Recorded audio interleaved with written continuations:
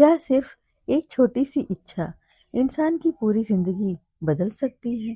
क्या कभी आपने सोचा है कि हमारी अभिलाषाएं हमें कहाँ ले जाती हैं? सुकून की तरफ या दुख की तरफ? आज की इस कहानी में मुंशी प्रेमचंद हमें एक ऐसे पात्र से मिलवाते हैं जिसकी एक साधारण सी इच्छा धीरे धीरे उसकी जिंदगी का सबसे बड़ा संघर्ष बन जाती है। तो चलिए जानते हैं अभिलाषा की वो कहानी जो आपको सोचने पर मजबूर कर देगी। एक पान वाला अपनी स्त्री को मार रहा था। वह बेचारी बैठी रो रही थी, पर उस निर्दयी को उस पर लेश मात्र भी दया न आती थी। आखिर स्त्री को भी क्रोध आया। उसने खड़े होकर कहा, बस अब मारोगे तो ठीक ना होगा। आज से मेरा तुझसे कोई संबंध नहीं। मैं भीख मांगूंगी पर तेरे घर न आऊंगी। यह कहकर उसने अपनी एक पुरानी साड़ी उठाई और घर से निकल पड़ी। पुरुष काठ के उल्लू की तरह खड़ा देखता रहा। स्त्री कुछ दूर चलकर फिर लौटी और दुकान की संदूकची खोलकर कुछ पैसे निकाले। शायद अभी तक उसे ममता थी, पर उस निर्दयी ने तुरंत उसका हाथ पकड़कर पैसे छीन लिए। हाय रे हृदयहीनता! अबला स्त्री के प्रति पुरुष का यह अत्याचार! एक दिन इसी स्त्री पर उसने प्राण दिए होंगे। उसका मुंह जोहता रहा होगा, पर आज इतना निष्ठुर हो गया मानो कभी की जान पहचान ही नहीं थी। स्त्री ने पैसे रख दिए और बिना कहे सुने चली गई, कौन जाने कहाँ। मैं अपने कमरे की खिड़की से घंटों देखती रही कि शायद वह फिर लौटे या शायद पान वाला ही उसे मनाने जाए, पर दोनों में से एक बात भी ना हुई। आज मुझे स्त्री की सच्ची दशा का पहली बार ज्ञान हुआ। यह दुकान दोनों की थी। पुरुष तो मटर गश्ती किया करता था, स्त्री रात दिन बैठी सती होती थी। 10-11 बजे तक मैं उसे दुकान पर बैठी देखती थी। प्रातःकाल नींद खुलती तब भी उसे बैठी पाती। नोच खसोट काठ कपट जितना पुरुष करता था उससे कुछ अधिक ही स्त्री करती थी। पर पुरुष सब कुछ है, स्त्री कुछ नहीं। पुरुष जब चाहे उसे निकाल बाहर कर सकता है। इस समस्या पर मेरा चित्त इतना अशांत हो गया कि नींद आंखों से भाग गई। 12 बज गए और मैं बैठी रही। आकाश पर निर्मल चांदनी छिटकी हुई थी। निशानाथ अपनी रत्न जटित सिंहासन पर गर्व से फूले बैठे थे। बादल के छोटे छोटे टुकड़े धीरे धीरे चंद्रमा के समीप आते थे और फिर विकृत रूप में पृथक हो जाते थे, मानो श्वेत वासना सुंदरियां उसके हाथों दलित और अपमानित होकर रुदन करती हुई चली जा रही हूँ। इस कल्पना ने मुझे इतना विकल किया कि मैंने खिड़की बंद कर दी और पलंग पर आकर बैठ गई। मेरे प्रियतम निद्रा में मग्न थे। उनका तेजमय मुखमंडल इस समय मुझे कुछ चंद्रमा से ही मिलता जुलता मालूम हुआ। वही सहास छवि थी जिससे मेरे नेत्र तृप्त हो जाते थे। वही विशाल वक्ष था जिस पर सिर रखकर मैं अपने अंतस्तल में एक कोमल मधुर कंपन का अनुभव करती थी। वही सुदृढ़ बाहें थीं जो मेरे गले में पड़े जाती थी तो मेरे हृदय में आनंद की हिलोरें सी उठने लगती थी। पर आज कितने दिन हुए मैंने उस मुख पर हंसी की उज्जवल रेखा नहीं देखी। न दिखने को चित्त व्याकुल ही हुआ। कितने दिन हुए मैंने उस वक्ष पर सिर नहीं रखा और न वह बाहें मेरे गले में पड़ी। मैं क्यों? क्या मैं कुछ और हो गई या पति देव ही कुछ और हो गए? अभी कुछ बहुत दिन भी तो नहीं बीते, कुछ 5 साल ही हुए। कुछ कुल 5 साल जब पतिदेव ने विकसित नेत्रों और ललायित अधरों से मेरा स्वागत किया था। मैं लज्जा से गर्दन झुकाए हुए थी। हृदय में कितनी प्रबल उत्कंठा हो रही थी कि उनकी मुख छवि देख लूं, पर लज्जावश सर ना उठा सकती। आखिर एक बार मैंने हिम्मत करके आंखें उठाई और यद्यपि दृष्टि आधे रास्ते से ही लौट आई, तो भी उस अर्ध दर्शन से मुझे जो आनंद मिला, क्या उसे कभी भूल सकती हूँ? वह चित्र अभी मेरे हृदय पट पर खिंचा हुआ है। जब कभी उसका स्मरण आ जाता है, हृदय पुलकित हो उठता है। उस आनंद स्मृति में अब भी वही गुदगुदी, वही सनसनी है, लेकिन अब रात दिन उस छवि के दर्शन करती हूँ। उषा काल, प्रातः काल, मध्याह्न काल, संध्या काल, निशा काल, आठों पहर उसे देखती हूँ, पर हृदय में गुदगुदी नहीं होती। वह मेरे सामने खड़े मुझसे बातें किया करते। मैं क्रोशिया की ओर देखती रहती हूँ। जब वह घर से निकलते थे तो मैं द्वार पर आकर खड़ी हो जाती थी, और जब वह पीछे फिरकर मुस्कुरा देते थे तो मुझे मानो स्वर्ग का राज्य मिल जाता था। मैं तीसरे पहर कोठे पर चढ़ जाती थी और उनके आने की बाट जो होने लगती थी। उनको दूर से आते देखकर मैं उन्मत्त सी होकर नीचे आती और द्वार पर जाकर उनका अभिवादन करती। पर अब मुझे यह भी नहीं मालूम होता कि वह कब जाते हैं और कब आते हैं।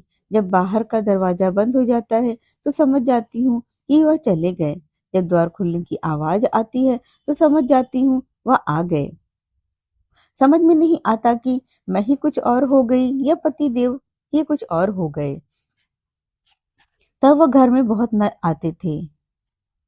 जब उनकी आवाज कानों में जाती तो मेरी देह में बिजली सी दौड़ जाती थी। उनकी छोटी छोटी बातों, छोटे छोटे कामों को भी मैं अनुरक्त मुग्ध नेत्रों से देखा करती थी। वह जब छोटे लाला को गोद में उठाकर प्यार करते थे, जब टॉमी का सिर थपथपाकर उसे लिटा देते थे, जब बूढ़ी भक्तिन को चढ़ाकर भाग जाते थे, जब बाल्टियों में पानी भर भर कर पौधों को सींचते थे, तब भी आंखें उसी ओर लगी रहती थी। पर अब वह सारे दिन घर में रहते हैं, मेरे सामने हंसते हैं, बोलते हैं, मुझे खबर भी नहीं होती। न जाने क्यों तब किसी दिन उन्होंने फूलों का वह एक गुलदस्ता मेरे हाथ में रख दिया और मुस्कुराए थे। वह प्रणय का उपहार पाकर मैं फूली न समाई थी। केवल थोड़े से फूल और पत्तियां थीं, पर उन्हें देखने से मेरी आंखें किसी भांति तृप्त हो गई थीं। कुछ देर हाथ में लिए रही, फिर अपनी मेज पर फूलदान में रख दिया। कोई काम करती होती तो बार बार आकर उस गुलदस्ते को देख जाती। कितनी बार उसे आंखों से लगाया, कितनी बार उसे चूमा। कोई 1 लाख रुपए भी देता तो उसे न देती। उसकी एक एक पंखुड़ी मेरे मेरे लिए एक एक रत्न थी। जब वह मुरझा गया तो मैंने उसे उठाकर अपने बक्स में रख लिया। तब से उन्होंने मुझे हजारों चीजें उपहार में दी हैं।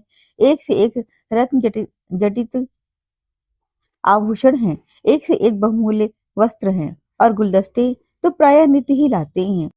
लेकिन इन चीजों को पाकर वह उल्लास नहीं होता। मैं उन चीजों को पहनकर आईने में अपना रूप देखती हूँ और गर्व से फूल उठती हूँ।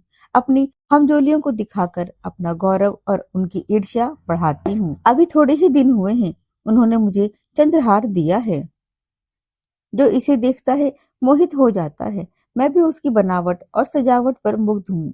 मैंने अपना संदूक खोला और उस गुलदस्ते को निकाल लाई। आह! उसे हाथ में लेते ही मेरी एक एक नस में बिजली दौड़ गई। हृदय में सारे तार कंपित हो गए।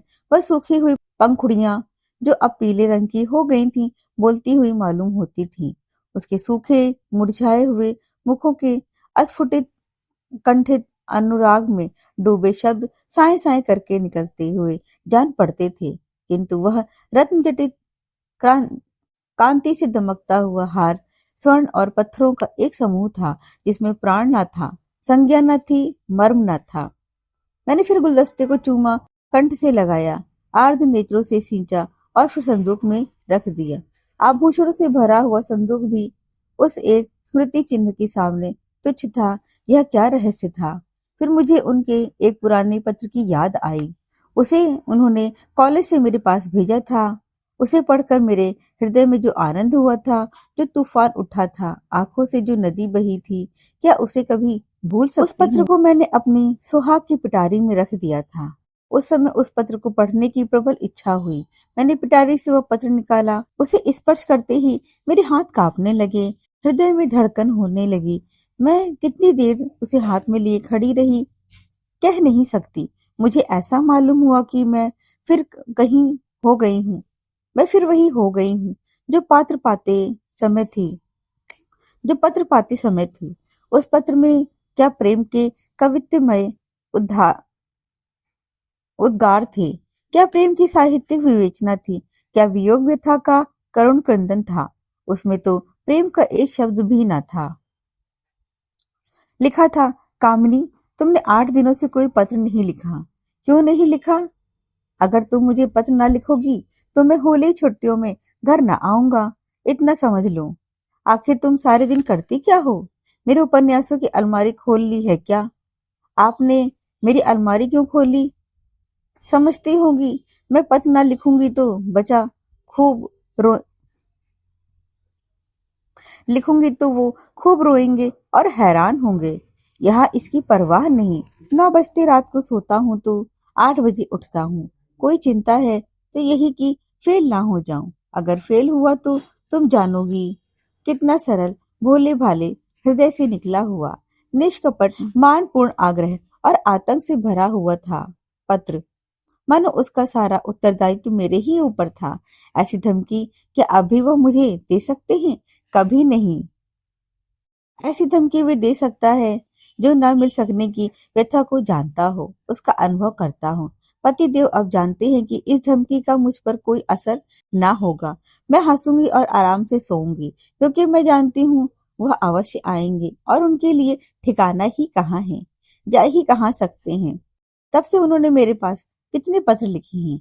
2 दिन को भी बाहर जाते हैं तो जरूर एक पत्र भेजते हैं, और जब 10-5 दिन को जाते हैं तो नित्य प्रति एक पत्र आता है। पत्रों के प्रेम के चुने हुए शब्द, चुने हुए वाक्य, चुने हुए संबोधन भरे होते हैं। मैं उन्हें पढ़ती हूँ और ठंडी सांस लेकर रख लेती हूँ। हाय, वह हृदय कहाँ गया? प्रेम के इन निर्जीव भाव शून्य कृत्रिम शब्दों में वह अभिन्नता कहाँ है? वह रस कहाँ है? वह उन्माद कहाँ है? वह क्रोध कहाँ है? वह झुंझुनाहट कहाँ है? उनमें मेरा उनमें मेरा मन कोई वस्तु खोजता है, कोई अज्ञात, अव्यक्त, अलक्षित वस्तु पर वस्तु पर वह नहीं मिलती। सुगंध भरी होती है। पत्रों के कागज आर्ट पेपर को मात करते हैं, पर उनका यह सारा बनाव संवार किसी गत यौवना नायिका के बनाव श्रृंगार की सदृश ही लगता है। कभी कभी तुम्हें पत्रों को खोलती भी नहीं, मैं जानती हूँ उनमें क्या लिखा होगा। उन दिनों की बात है, मैंने तीजे का व्रत किया था। मैंने देवी के सम्मुख सिर झुकाकर वंदना की थी। देवी, मैं तुमसे केवल एक वरदान मांगती हूँ। हम दोनों प्राणियों में कभी विच्छेद ना हो, और मुझे कोई अभिलाषा नहीं। मैं संसार की और कोई वस्तु नहीं चाहती। तब से 4 साल हो गए और हम में एक दिन के लिए भी विच्छेद ना हुआ। मैंने केवल एक वरदान मांगा था। देवी ने वरदानों का भंडार ही मुझे सौंप दिया। पर आज मुझे देवी के दर्शन हो तो मैं उनसे पूछूं, तुम अपने सारे वरदान ले लो, मैं इनमें से एक भी नहीं चाहती। मैं फिर वही दिन देखना चाहती हूँ जब हृदय में प्रेम की अभिलाषा थी। तुमने सब कुछ देखकर मुझे उस अतुल सुख से वंचित कर दिया जो अभिलाषा में था। मैं अब की देवी से वह दिन दिखाने की प्रार्थना करूं जब मैं किसी निर्जन जल तट और सघन वन में अपने प्रियतम को ढूंढती फिरूं। नदी की लहरों से कहूं, मेरे प्रियतम को तुमने देखा है? वृक्षों से पूछूं, मेरे प्रियतम कहाँ गए? क्या वह सुख मुझे कभी प्राप्त न होगा? उसी समय मंद शीतल पवन चलने लगी। मैं खिड़की के बाहर सिर निकाले खड़ी थी। पवन के झोंके से मेरे केश की लटें बिखरने लगी। मुझे ऐसा आभास हुआ मानो मेरे प्रियतम वायु के इन उच्छ्वासों में हैं। फिर मैंने आकाश की ओर देखा। चांद की किरणें चांदी की जगमगाते तारों की भांति आंखों से आंख मिचौनी सी खेल रही थी। आंखें बंद करते समय सामने आ जाती, पर आंखें खोलते ही अदृश्य हो जाती। मुझे उस समय ऐसा आभास हुआ कि मेरे प्रियतम उन्हीं जगमगाती तारों पर बैठे आकाश से उतर रहे हैं। उसी समय किसी ने गाया, अनोखे से नेही के त्याग, निराले पीड़ा के संसार, कहाँ होते हो अंतर्धान, लुटा करके सोने सा प्यार, लुटा करके सोने सा प्यार। यह पद मेरे मर्म स्थल को तीर की भांति छिदता हुआ कहाँ चला गया नहीं जानती। मेरे रोए खड़े हो गए, आंखों से आंसुओं की झड़ी लग गई। ऐसा मालूम हुआ जैसे कोई मेरे प्रियतम को मेरे हृदय से निकाले ले जाता है। मैं जोर से चिल्ला पड़ी। उसी समय पतिदेव की नींद टूट गई। वह मेरे पास आकर बोले, क्या अभी तुम चिल्लाई थी? अरे, तुम रो रही हो? क्या बात है? कोई स्वप्न देख तो नहीं देखा? मैंने सिसकते हुए कहा, रोऊं ना तो क्या हंसूं? स्वामी ने मेरा हाथ पकड़कर कहा, क्यों, रोने का कोई कारण है या यूं ही रोना चाहती हो? क्या मेरे रोने का कारण तुम नहीं जानते? मैं तुम्हारे दिल की बात कैसे जान सकता हूँ? तुमने जानने की चेष्टा कभी की है? मुझे इसका सान गुमान भी न था कि तुम्हारे रोने का कोई कारण हो सकता है। तुमने तो बहुत कुछ पढ़ा है, क्या तुम भी ऐसी बातें कह सकते हो? स्वामी ने विस्मय में पकड़कर कहा, तुम तो पहेलियां बुझवाती हो। क्यों? क्या तुम कभी नहीं रोते? मैं क्यों रोने लगा? तुम्हें अब कोई अभिलाषा नहीं है? मेरी सबसे बड़ी अभिलाषा पूरी हो गई है। अब मैं और कुछ नहीं चाहता। यह कहते हुए पतिदेव मुस्कुराए और मुझे गले से लिपटा लेने को बढ़े। उनकी यह हृदयहीनता इस समय मुझे बहुत बुरी लगी। मैंने उन्हें हाथों से पीछे हटाकर कहा, मैं इस सॉन्ग को प्रेम नहीं समझती। जो कभी रो न सकता, जो कभी प्रेम नहीं कर सकता। रुदन और प्रेम दोनों एक ही रेत से निकलते हैं। उसी समय फिर उसी गाने की ध्वनि सुनाई दी। अनोखे से नेही के त्याग, निराली पीड़ा के संसार, कहाँ होते हो अंतर्धान, लुटा करके सोने सा प्यार। पतिदेव पतिदेव की वह मुस्कुराहट लुप्त हो गई। मैंने उन्हें एक बार कांपते देखा। ऐसा जान पड़ा उन्हें रोमांच हो रहा है। सहसा उनका दाहिना हाथ उठकर उनकी छाती तक गया। उन्होंने लंबी सांस ली और उनकी आंखों से आंसू की बूंदें निकलकर गालों पर आ गई। तुरंत मैंने रोते हुए उनकी छाती पर सिर रख दिया और उस परम सुख का अनुभव किया जिसके लिए कितने दिनों से मेरा हृदय तड़प रहा था। आज फिर मुझे पति देव का हृदय धड़कता हुआ सुनाई दिया। आज उनके स्पर्श में फिर स्फूर्ति का ज्ञान हुआ। अभी तक उस पद के शब्द मेरे कानों में गूंज रहे थे। कहाँ होते हो अंतर्धान, लुटा करके सोने सा प्यार।